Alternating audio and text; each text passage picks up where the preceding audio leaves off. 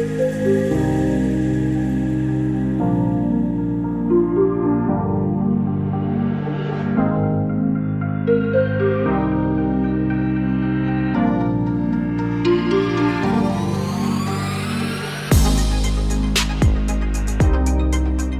to the intersection of technology, cybersecurity, and society. Welcome to ITSPmagazine. Let's face it, the future is now. We're living in a connected cyber society, and we need to stop ignoring it or pretending that it's not affecting us. Join us as we explore how humanity arrived at this current state of digital reality and what it means to live amongst so much technology and data. Knowledge is power, now more than ever.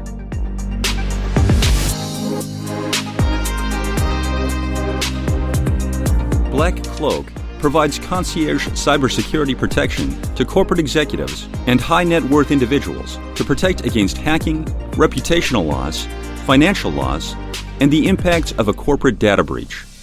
Learn more at blackcloak.io. BugCrowd's award-winning platform combines actionable contextual intelligence with the skill and experience of the world's most elite hackers to help leading organizations identify and fix vulnerabilities, protect customers, and make the digitally connected world a safer place. Learn more at bugcrowd.com.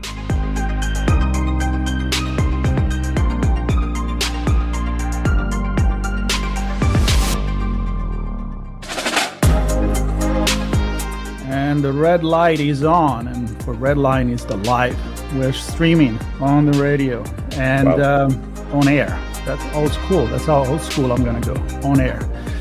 Well, welcome everybody. This is another episode of Redefining Society, and this is where we make the connection between technology, sometimes cybersecurity, and how that influence our everyday life. So society in general. Sometimes we may go a little political. Sometimes we may go a little bit more sociological. Most of the time with me, you know that we go philosophical because I like to go there. But it all starts with the conversation usually around some technology that we're using every day. And most of the time as users, we don't know enough about it. And today is interesting because it's going to be about cryptography, which is very cryptic. If you ask me, as a concept, probably for a lot of us. We heard about it, encryption, messaging, and all that kind of stuff, signals, telegraph, and even WhatsApp, for example. But do we really know what it is? And why is it so important for us maybe to know what it is, to understand what it is? And so my guest today is a professor of computer science at the ETH Zurich, and he teach and research on consultancy in the applied cryptography, which is already cryptic to me. So, Kenny Paterson, welcome to the show. Thanks, Marco. It's great to be here. Yeah, we're hoping you're going to help us to decipher. Now, look how many jokes I'm making already about this. You feel free to jump in anytime you want. So let's start from the beginning. A little bit about yourself. What you do at the university and what you teach, how you got there, your origin story. Make it short. That's good. Okay, great. So I was born in Scotland a long, long time ago. There you go. Longer ago than I care to mention. But I've actually lived outside of Scotland more than I ever lived there. So I left Scotland in 1990 after my degree in mathematics to go and do a PhD in the bright lights of London. And I spent some time in industry. I spent some time in academia. The last 3 years, I've been working at ETH Zurich, which is the Swiss Federal Institute of Technology in Zurich. One of three actually Swiss Federal Institutes. There's also one in Lausanne, and this is one of the sort of best top computer science schools in Europe, in the world even. And my specialism is cryptography. So I started as a mathematician. I was always interested in seeing how mathematics could be applied. And cryptography is one of those subjects where, we're scrambling data, we're doing mathematical operations on data to mess it up, to scramble it, to make it hard to read. But we also have to be efficient on a computer. And we want to be able to send our data over a network, say, so we want to make sure that, we don't end up turning a small amount of data into a very large amount of data when it's scrambled. So, it connects with things like networking. And cryptography is one of those things that it started a long, long time ago. So, the Caesar cipher, many of your listeners will have heard of. This was being used in Roman times. And the idea of the Caesar cipher was, if you shift all of your letters by 3, so A becomes D and then B becomes E and so on, then you're doing some kind of scrambling on the data. So that's like 2,000 years ago, and it was good enough for the Romans. These days, we're doing things that are a bit more sophisticated than that. So as I already mentioned, we're implementing this stuff on computers, but it also has roots in mathematics. So it's at this interface between mathematics, computing, and actually engineering as well. And for me, that makes it a particularly fascinating subject. It is fascinating. It is so fascinating that they've made some movies about it. I'm thinking every time, I gotta be honest, we have a lot of tech conversations, cybersecurity, but every time I think cryptography, I go back to the Imitation Game, that movie about Alan Turing and the Enigma machine. And I think that's maybe, as you said about the Roman machine, but this is probably what everybody thinks about, at least if they go to the movie and what it is. Now, that is kind of becoming a computer. But it kind of, still analog, I would say.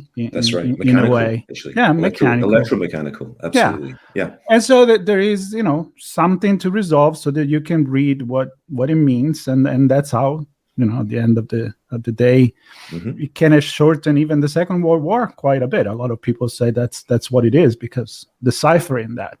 Right. So that's fascinating. And how do you go from mathematics to this Alday algorithm? Am I using the wrong word? That's the right word to use, absolutely. There you go. Decryption algorithms, and so on.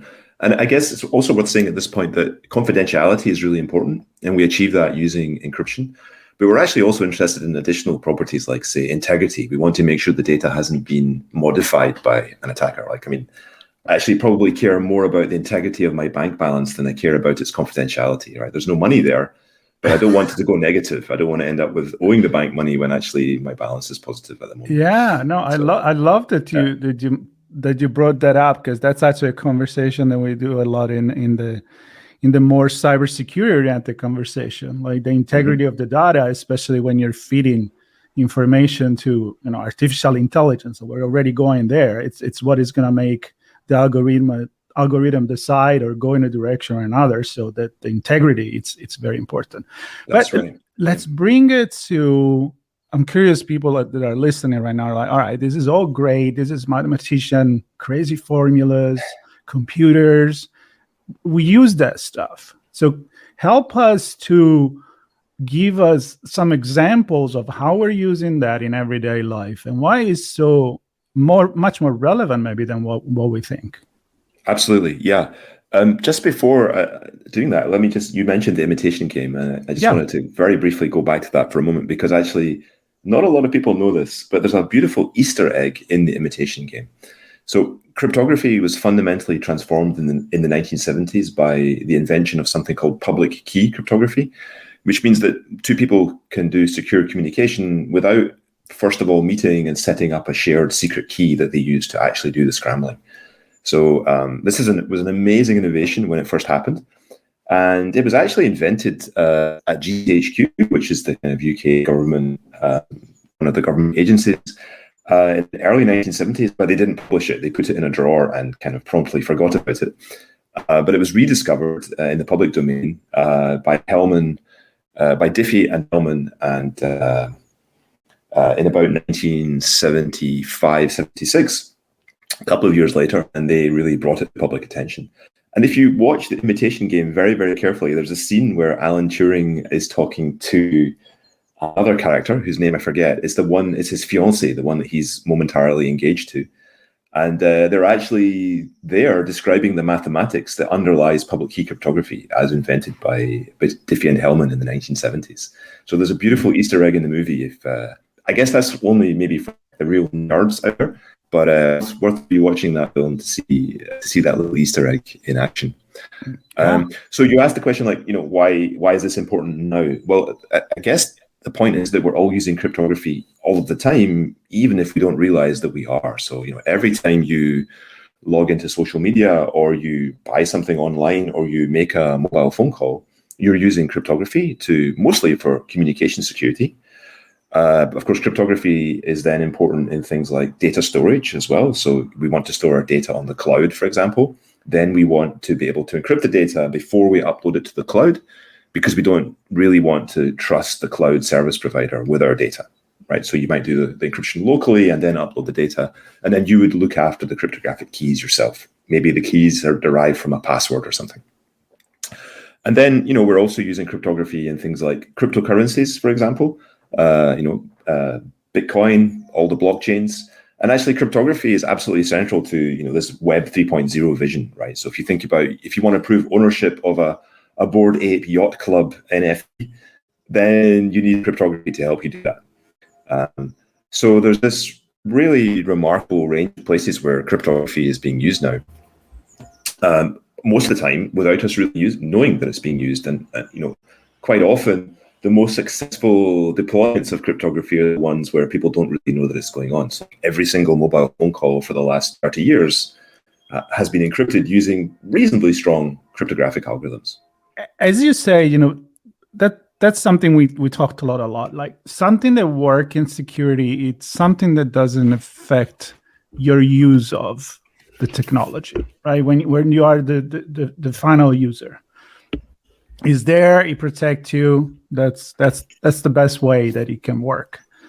But then you hear the news and you hear things like backdoors and people that can drop sieve into your conversations and all of that. So is it something that people should be worrying about in their everyday life when they're not exchanging code to, to break into embassies or banks or anything like that? I mean, is that kind of sensationalized by the news, or is something that the user needs to be concerned about and choose the right, maybe the right software, the right apps? And how do you know it is the right apps? Mm-hmm. I think that's a really fundamental question for the whole space. So, one of the things that happened in the last 10 years was the Snowden revelations, where we learned that quite a few governments, the United States government, UK government, and others, had mass surveillance programs effectively, right? They were trying to record it all and data mine it all to learn as they could about our data. And, there were all kinds of information sharing agreements in place that meant that, the US agency could rely on UK data and vice versa. And so it becomes very central when you think about using things like messaging apps or buying things online. Is my data protected? Who can read my data? For most ordinary users, there's really no way to tell. You have to look for signals in the marketplace that tell you that a system is good, that it can be trusted, that the software was developed by reputable people, that it's been audited, for example. And honestly, for most ordinary users of this cryptography, literally billions of people who are using cryptography every day, that's really an impossible task. And there needs to be a community of researchers and cryptographers who try to analyze these systems and basically hold to account the companies that are developing these systems, and try to look for backdoors in them, try to do code audits, make sure that cryptography is being properly used. There's not really enough of us doing that. It's like it's a very specialist thing. There's also a bit of a disjunction between the theoretical side of cryptography and the much more kind of applied side. So the way the incentive structures in academia are organized, maybe you don't get so much kudos for analyzing a specific system that's been put into somebody's app. Whereas if you invent some new cool gadget in computer science, then maybe you can do much better in the kind of academic job market, for example. So it's a tricky one. Going back to your original question, how do we know? Fundamentally, we don't. And a lot of companies are very good at making claims that that their software is good. I won't name any right here. Maybe we'll get into that a little bit later. But the reality under the covers, it can be quite different. I think another thing as well, like a lot of users are not really necessarily looking for security of the kind of bulletproof kind. They just want something that's good enough. I think Telegram, for example, is a really good example of that. So Telegram now has somewhere between 500 million and 600 million users. So it's getting to be a pretty big messaging system. It's very feature rich. It can do all kinds of cool things. Like you can have channels on there. You can stream video. You can send each other nice emojis or GIFs or whatever, right? So it's got a lot of nice things going on there, but it doesn't have what we call end-to-end security by default. What do I mean by end-to-end security? It's like a standard thing that we want from a secure communication system generally, which says that, if we're using such a system, I can send you a message, Marco, that only you can read, and nobody on the network between you and me is able to read, not even the service provider. So not even, say, Telegram servers would be able to read our messages. They might be able to see what we call metadata, the data about the messages, the length of the message or the time it was sent or who sent it to whom. And actually that data itself is very, very useful. So there's a famous quote from General Michael Hayden, who once said, "We kill people based on metadata," which by which he meant specifically, the US military working in conjunction with US spy agencies gather metadata about communications, and they use that to send drone strikes against people in, not in the United States, obviously, but in other countries. And that, sorry, I'm going to stop you because that means for the everyday listener, it means that you can reaggregate the data and cross-reference with other data that may not be your personal identification data, but you could put the dots together. Is that correct? Absolutely, yeah. And this was used, in World War II and so on. It's called traffic analysis, right? So you're analyzing the communication patterns, who is communicating with whom and when and how much are they communicating. I mean, if you see, some big bank X suddenly starting to communicate with some other big bank Y, and there's lots of traffic going between their data centers, then you might think, oh, maybe they're in merger talks, maybe something's going on there, and that can move markets, right? And then my other example was using metadata to target people and actually kill them. As done by the US government. So there's going to be metadata, but in the end-to-end secure communication system, we are to be only metadata and nothing more. So we want actual content of the messages to remain hidden. And going back to Telegram, the sort of default setting in Telegram is not end-to-end secure. So actually, the default setting, all of the messages go through Telegram servers. And in principle, Telegram can see the content of all of those messages. Well, that's just because the default.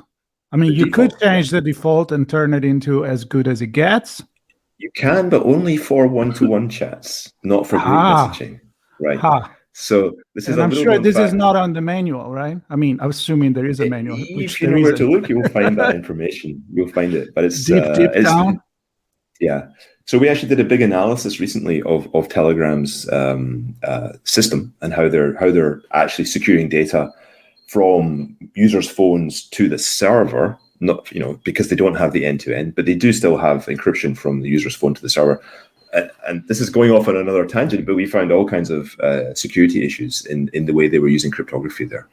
And that's a system with 500 million users. Yeah. So let's stay here for a little longer, and then I have a few more questions. So you mentioned Telegraph. Another common one is Signal, and WhatsApp. It's something that we know it's end-to-end encryption, also owned by another company that is not so famous for caring much about your personal information, that just recently switched name, and there are others option out there. So again, absolutely. If you're everyday person, you're not. And I also have another question because I didn't know about this Telegraph issue, and I know that Telegram. Sorry, a lot of journalists they're using it. Yep. And is one better than another then? So let me say a couple of things in response to that. So the first thing I'll say, it's a 2-word sentence: use Signal. Okay. Everybody should so use I'm Signal. good with that. Yes, good. Okay, that's the one I use. Obviously, it depends what you're communicating and with whom. So a big factor here is the kind of network effect, right? So if all of your friends are on WhatsApp or Telegram, then maybe that's where you'll end up. I know that's an issue with my family group, for example. Everybody ends up using WhatsApp. Maybe I'll get them to switch to Signal the next time Meta changes their privacy policy for WhatsApp. Let's see. But you go back to what you said about having the gadgets, having the emoji, having the fun thing, having the chat group, and all of that. So there's always that thing between, okay, security, convenience, is it fun? How is the interface? That's how the everyday user consider that kind of stuff. Absolutely. So I think you're absolutely right that security doesn't really feature that high up the list of priorities. And if it does, then it's, the ordinary users are not in a position to really assess security for themselves. They hear that Telegram is probably encrypted. It was designed by Russian mathematicians, for example, and the kind of rumor mill gets going and everything is good. But actually, when you take a deep look at it, it's actually using lots of non-standard cryptography and doing odd things that don't really conform with the kind of best practices that we've developed for building such systems in the past. So tell me about the role of regulation into this, because I'm European, but I'm all the way here in the US. And so when I look at GDPR and I look at, I'm in California, so we got the California Act and whatever. So my point is, what's the role, in your opinion, or what should be the role, in your opinion, of legislator to protect the privacy of the people that use it and be sure that, look, you got to give it by default. You start opt-in, not opt-out. Yeah, that's a great question. So I should really preface anything I say in that regard by saying I am not a lawyer. No. So this is not legal advice. Personal opinion. A personal opinion. Yeah, so there's a huge patchwork of different regulations. I mean, it's actually very difficult for the companies who are offering these services. So in some countries now, they're being asked to actually break the end-to-end security of the systems that they've deployed in order to give governments access to data. And governments here, they do have legitimate concerns about these systems being used for, planning terrorist attacks or whatever. Although actually, there's very little hard evidence that shows that these systems have ever been used that way. People, the people who planned the terrible attacks in Paris a few years ago were just using ordinary text messages for their communications. They didn't use Signal, for example. So there's been this very long-running debate in the cryptography community at large. So there I include people like myself, also people from the government side, from security agencies and so on, trying to create some kind of balancing act between these competing priorities. And my personal view is that the genie has escaped from the bottle. This kind of very secure messaging is now ubiquitous, and the governments are going to have a very hard time putting it back in again. Now, you can go one step further and say that governments could put in place legislation that demands data be end-to-end secured, for example, to protect the personal data of citizens. I think we're a long way from getting that. So GDPR is more about what happens to your personal data when it reaches the endpoint, in the server, rather than when it is in transit, let's say. But a system like WhatsApp or Signal, which does offer end-to-end security, actually means that the GDPR requirements are relatively straightforward because the data is always encrypted in such a way that not even the service provider can read it. So it really becomes more a question of how secure are the endpoints where the data is actually being stored. Mm-hmm. So in that setting, the situation is fairly clear. It's an interesting question for Telegram, though, because they don't have this end-to-end security by default. So what are they?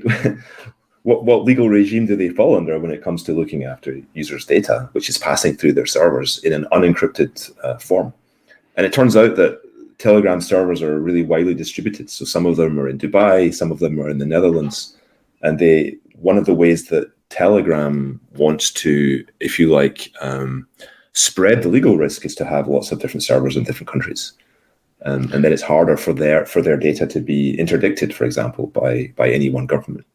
And that's where you reconnect with what you said at the beginning about integrity of the data. Yeah, I guess that's true. I was really thinking more about confidentiality still, though. Mm-hmm. So yeah,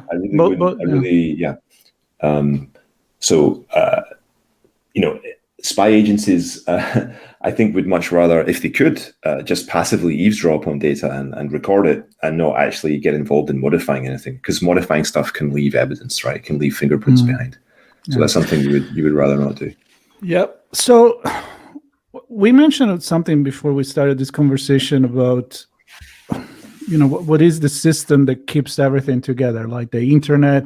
You mentioned the 3.0, and we witness every day now the news. Unfortunately, they're not that good for the war in Ukraine, and how there is the wall, the garden wall, or whatever you want to call it, the walled garden, and how they can actually, certain countries literally shut down certain communication. What is the role of encryption in all of this? And I'm completely ignorant in this. This is really out of curiosity on how it affected the cyber act of warfare. And I know we could have an entire podcast about this, but maybe just a little hint about, what is the role of encryption when something like this happens? Absolutely. So one of the roles is as a facilitating technology to allow people in those countries where, maybe Twitter has been banned, for example, to still get access to Twitter. So they can use VPNs, and VPNs are, if they're working properly, are encrypting your data between, your laptop, say, and the VPN exit point, so that it becomes much harder for an ISP who's monitoring traffic to figure out what that traffic is. Probably sees to an ISP, going to a VPN portal, and maybe they can block it just based on the destination of the traffic. But they can't see exactly which website you might be visiting on the other side of the VPN, at the far side of the VPN. So their cryptography actually has a very strong role to play in enabling people to maintain contact with these kinds of services. And that's tremendously important for actually allowing people in countries, for example, like Russia, to get a more balanced view of what's going on. Now, of course, you could also argue that we don't have a balanced view in the West, that everything is very one-sided. But at least you can in the West, at least you can see what's happening in, say, the Russian media, as well as seeing what's happening in European media, and you can make up your own mind. In countries like Russia right now, people don't have that option anymore, unless they're using these kind of things like VPNs. And this has been a similar issue for a very long time in China. I remember one time I was in China, this is like 10 years ago now, and people were always talking about the Great Firewall of China. So I got to my hotel room and I switched on my laptop and joined the Wi-Fi. And I tried to go to the BBC website to see what was happening back in the BBC. And it was blocked. And it was like, oh yeah, this is how it is. And then I switched on a VPN and managed to get past the Great Firewall. And indeed, the first article on the BBC website was about Chinese censorship of the internet in China. And it was an amazing coincidence, but it really brought the lesson home to me that, this is for real. Wow, but still with a VPN, you were able to get around that. That's I was at that time, but there's a constant battle between the authorities in these countries and people trying to evade. So it's like a whack-a-mole kind of thing. It's the never-ending battle between good and evil, right? I mean, that's. Well, I wouldn't. No, I'm making it a little bit more dramatic here. Yeah, but it's a good question, because who is good and who is evil in this world, right? I think. No, of course, but. Even if it's not good and evil, it can be commercial. Like, oh, my thing is better than yours, and then in a month from now, in response to that, now my thing is better than yours, so forth. I like to close this conversation maybe with a look into the future. I like to put the futurist hat on, and you're a professor of computer science. So the first thing that comes in my mind is, and we just did a podcast about this with another professor, quantum computing. How is that going to affect, crypto? I mean, keys and RSA and all of that. Are we going to just crack everything in 3 seconds or less? What's true and what is fantasy here still? Fantastic. It's such a great question. So this is one of those areas where it's very hard to disentangle the hype from the reality. So companies have invested a lot of money in quantum computing. The salaries that are available to people to join some of these large tech companies to do quantum computing are enormous. So there's a lot of heat in the space, let's say. There've been some incredible progress in quantum computation, but we're still a long way from being able to use quantum computers to do anything interesting cryptographically. So the bottom line is, like, if you could build a large enough quantum computer and you could keep it running for long enough, totally isolated from its environment so it stays in a kind of quantum state, then you could break all of the public key cryptography that's currently deployed on the internet. Okay, so, and that would have really disastrous consequences. See conversation above about all the different ways that we're using cryptography. If you could build a large enough quantum computer, and this is because of an algorithm that was invented in about 1994, I think, by a guy called Peter Shor, who was working for Bell Labs or AT&T Research at the time. And what Shor's algorithm does is it actually enables you to factorize large integers efficiently, quickly on a quantum computer, but only if you have a large enough quantum computer that has like enough quantum bits in it, and only if those quantum bits are noiseless. They don't have any noise in them, and you can keep them running for long enough. And it turns out that the sort of size of quantum computer that you would need would have something like, I don't know, 100 million or 200 million physical quantum bits, right? It's hard to get the exact numbers right because there's noise, and then you need to kind of denoise the system. So there's this thing called logical qubits, which is kind of cleaned up versions of physical qubits. And you need many physical qubits to build one logical qubit. And then you need many logical qubits to run Shor's algorithm, right? So it's very hard to estimate how big a computer would be needed. Maybe 100 million or 200 million physical qubits would be needed. And currently, we have about 100 qubits, noisy qubits. So there's how many orders of magnitude? 5 orders of magnitude or something more, 6 orders of magnitude between where we are and where we would need to get to use a quantum computer to break the kind of cryptography that we're using today. So it doesn't seem so scary when you think about it like that. On the other hand, you might be protecting data today that's sensitive for the next 20 years or 50 years, right? If you're a government, you might have state secrets that you're communicating using today's cryptography, and you want those secrets to remain secret for the next 50 years. And the issue is that, a foreign government could be recording your diplomatic communications now and then trying to break them in 40 or 50 years from now when they've got one of these quantum computers that's big enough. So it's a very difficult situation to be in. And so because cryptographers are very conservative, what we're doing, conservative with a small c, what we're doing is developing new cryptographic algorithms that we can use to replace the current ones, which we think, to the best of our knowledge, are what are called quantum resistant, or sometimes we call it post-quantum, right? So they will resist an attack by a large-scale quantum computer that nobody's even built yet. So we're really planning ahead. And this is not just something like that a bunch of academics are doing. The US government is actually sponsoring this process. They're running a competition right now. It started in about 2016 or so. And actually, we're waiting for the results of that competition. They're due this month. So there's a whole bunch of cryptographers around the world waiting to find out if their proposal has been selected by the US government to form the next generation of cryptographic standards. Love it. So yeah, I'm very proud to say that I'm involved in one of the finalists in that competition. Oh, congratulations. Thank you. Yeah, so we'll find out. I'll be either opening the champagne or drowning my sorrows with champagne in about 2 weeks from now, depending on what happens in that. It sounds like there's going to be bubble involved no matter what. So. Either which way, we drink champagne, yes. So it's a really exciting time to be involved in the field of cryptography because it's about to go through this massive change over the next, say, 5 to 10 years where we'll have all these new algorithms. They don't behave quite the same way as the ones that we currently have. So they're either slower or they require more bandwidth to send their messages, or slower or require more bandwidth. Basically, are the two things. And so we have to kind of re-engineer a lot of the internet protocols to accommodate these new algorithms. That process is getting underway.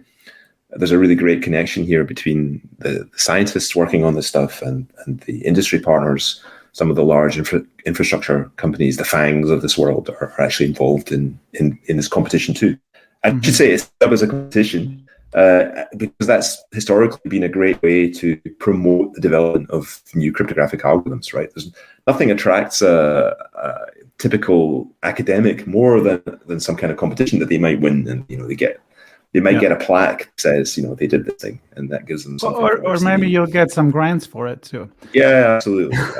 Yeah, you could probably dine out on it for a few years to come. This is like just one dimension of what's happening in cryptography. So we talked a lot about communication security, but there's also storage security. There's all the Web 3.0 stuff, blockchains, and anonymous cryptocurrencies. It's a great time to be a cryptographer. There you go. And I'm glad that you said that, because I found this conversation really interesting. I hope it is for the audience. And of course, we can go way much more into the cybersecurity realm and more technological. So I would love to have you back, maybe next time, maybe on one of Sean's channels, and keep diving in. But I think today you gave us a really good overall, and I know it's not easy to just bring it down when your job is to think about what the future is. So thankfully there's people like you that can do these, and people like us that are like, okay, maybe I got an idea on why I should use one messaging system versus another. So I want to thank you very much in the ATH Zurich for connecting us, and I hope you will join us again for more conversation.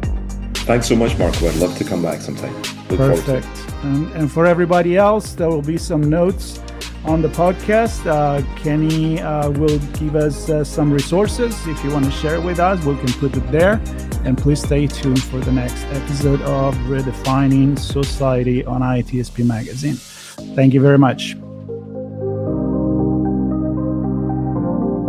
BugCrowd's award-winning platform combines actionable contextual intelligence with the skill and experience of the world's most elite hackers to help leading organizations identify and fix vulnerabilities, protect customers, and make the digitally connected world a safer place. Learn more at bugcrowd.com. Black Cloak provides concierge cybersecurity protection to corporate executives and high net worth individuals to protect against hacking, reputational loss, financial loss, and the impacts of a corporate data breach. Learn more at blackcloak.io.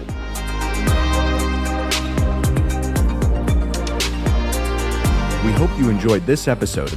If you learned something new and this podcast made you think, then share ITSPmagazine.com with your friends, family, and colleagues.